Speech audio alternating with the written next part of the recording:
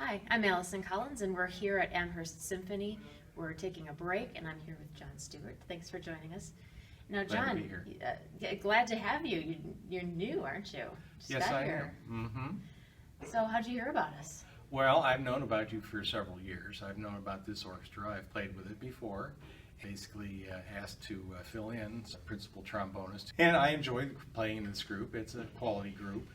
I like the quality music that we do. It's an interesting experience. Tell me about the trombone. Why did you pick it? It's kind of picked me in a way, actually. My very first instrument was trumpet. I started that in 4th grade. I continued until 7th grade. And I reached a plateau. I was having difficulty with the high notes. My junior high school band director, bless his soul, he decided to switch me over to euphonium, which is pitched an octave lower than trumpet, uses the same mouthpiece as the trombone, and kind of rekindled my interest.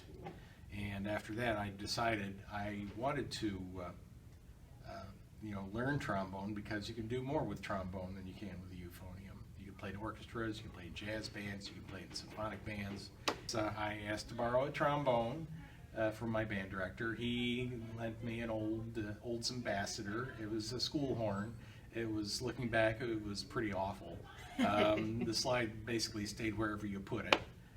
But it was a trombone, and it was the first instrument that I practiced every day that I got it. And a week later I came back, and my instructor told me that in 1 week's time I'd made 3 years of progress.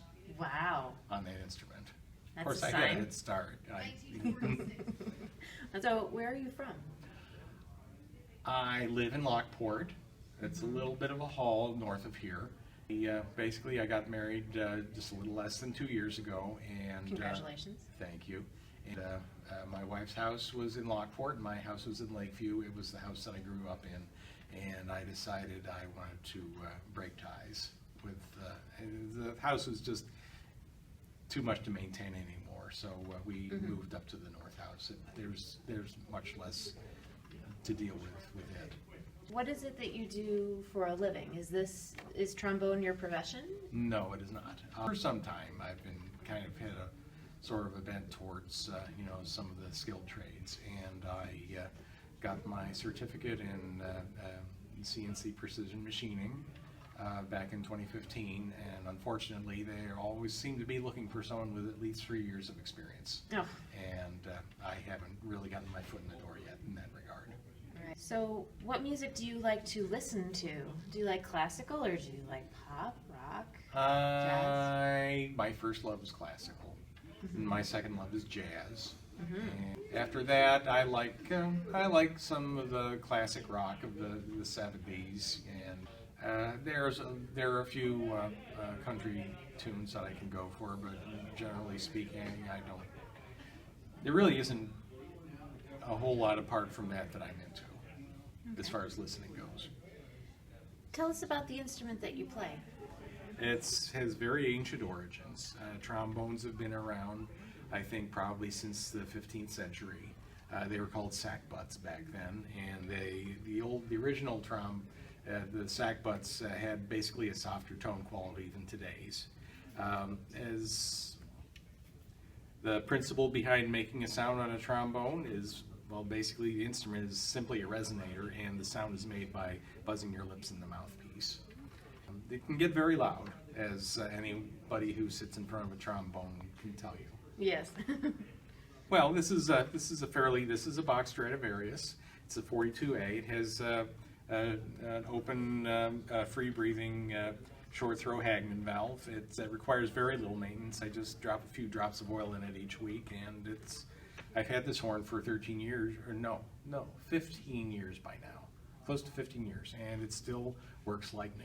And I maintain the slide diligently, so it also works like new. Nice. That doesn't sound difficult at all. No. Nice. Well, the thing is that in theory, trombone is the only wind instrument that can play perfectly in tune throughout its range, but in practice, things are quite different usually. I can understand that. As a string player, I get that. Which school did you go to? Well, in high school, I never took any private lessons before I went to Fredonia College, and I auditioned for their School of Music. I got in, And it was there that I had some very excellent instructors. Probably the one that I owe the most to is